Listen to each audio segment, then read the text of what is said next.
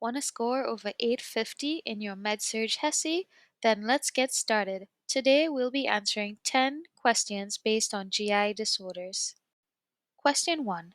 A client with a history of peptic ulcer disease is admitted with severe abdominal pain, hematemesis, and melena. Which nursing action is the priority?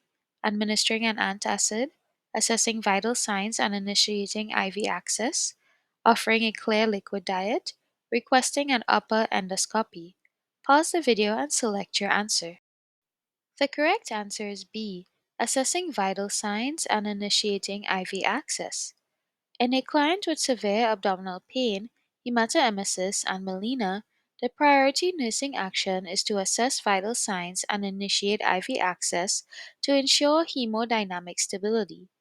This client may be experiencing upper GI bleeding, which requires prompt assessment and intervention. Question 2. The nurse is caring for a client with chronic gastritis. Which dietary modification should the nurse recommend? Increasing intake of spicy foods, consuming high fiber foods, avoiding caffeine and alcohol, eating large meals infrequently. Pause the video and select your answer. The correct answer is C, avoiding caffeine and alcohol. Clients with chronic gastritis should avoid irritating foods and substances that can exacerbate inflammation of the gastric mucosa. Caffeine and alcohol are known to increase gastric acid secretion and may worsen gastritis symptoms. Question 3. The nurse is caring for a client with diverticulitis. Which dietary recommendation should the nurse provide? Increasing intake of red meat, avoiding seeds and nuts, consuming a low fiber diet, limiting fluid intake. Pause the video and select your answer. The correct answer is B, avoiding seeds and nuts. Clients with diverticulitis should avoid foods that may exacerbate inflammation or cause irritation to diverticular pouches, such as seeds and nuts. These foods have been traditionally thought to contribute to diverticulitis flare-ups, although recent evidence has questioned this recommendation. Question 4. A client is admitted with a suspected bowel obstruction. Which assessment finding is consistent with this condition?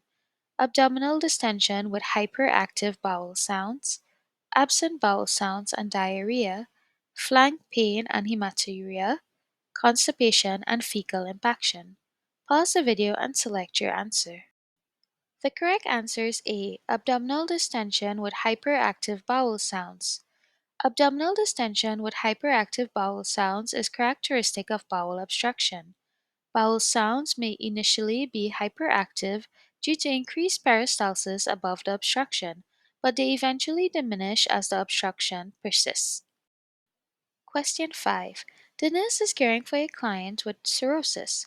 Which dietary modification should the nurse recommend to manage hepatic encephalopathy? Increasing protein intake, limiting sodium intake, restricting fluid intake, decreasing dietary fiber. Pause the video and select your answer. The correct answer is A, increasing protein intake. Clients with hepatic encephalopathy should consume a diet moderate in protein, but not protein restricted. Adequate protein intake is essential for maintaining muscle mass and preventing malnutrition, which can exacerbate hepatic encephalopathy. Okay, guys, we're halfway there. We're almost at question 10. Question 6. The nurse is caring for a client with acute pancreatitis. Which dietary recommendation should the nurse provide? Low fat diet, high protein diet, high carbohydrate diet, regular diet with small, frequent meals. Pause the video and select your answer. The correct answer is A, low fat diet. Clients with acute pancreatitis should follow a low fat diet to reduce pancreatic stimulation and minimize exacerbation of symptoms. Fat restriction helps decrease the workload on the pancreas and may help alleviate abdominal pain and discomfort. Question 7. A client with GERD reports frequent heartburn and regurgitation of stomach contents. Which dietary modification should the nurse recommend? Consuming large meals infrequently, avoiding acidic and spicy foods, increasing intake of carbonated beverages, eating close to bedtime. Pause the video and select your answer. The correct answer is B, avoiding acidic and spicy foods. Clients with GERD should avoid foods that can trigger or exacerbate symptoms, such as acidic and spicy foods. These foods can irritate the esophagus and increase gastric acid secretion, leading to heartburn and regurgitation. Question 8. The nurse is caring for a client with IBD.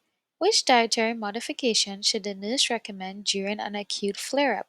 Increasing fiber intake, consuming dietary products, avoiding caffeine and alcohol, eating raw fruits and vegetables. Pause the video and select your answer. The correct answer is C, avoiding caffeine and alcohol. During an acute flare up of inflammatory bowel disease, clients should avoid caffeine and alcohol, as these substances can irritate the gastrointestinal tract and exacerbate symptoms such as diarrhea, abdominal pain, and inflammation. Question 9. The nurse is caring for a client with liver cirrhosis.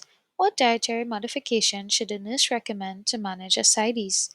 Limiting sodium intake, increasing protein intake, consuming a high fat diet, avoiding carbohydrates. Pause the video and select your answer. The correct answer is A, limiting sodium intake.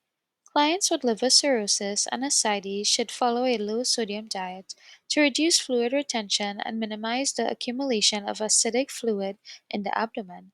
Sodium restriction helps decrease extracellular fluid volume and may help alleviate ascites. Okay, guys, this is the last question. Question 10. The nurse is caring for a client with gastroenteritis. What dietary recommendation should the nurse provide? Consuming fried foods, avoiding dairy products, increasing intake of spicy foods, eating raw fruits and vegetables. Pause the video and select your answer. The correct answer is B, avoiding dairy products. Clients with gastroenteritis, especially if caused by bacteria or viral pathogens, may experience lactose intolerance due to temporary damage to the intestinal mucosa. Avoiding dairy products can help reduce symptoms such as diarrhea, abdominal cramping, and bloating. Congratulations, guys! You are one step closer to passing your MedSurg Hesi. Click that subscribe button and join us next Monday.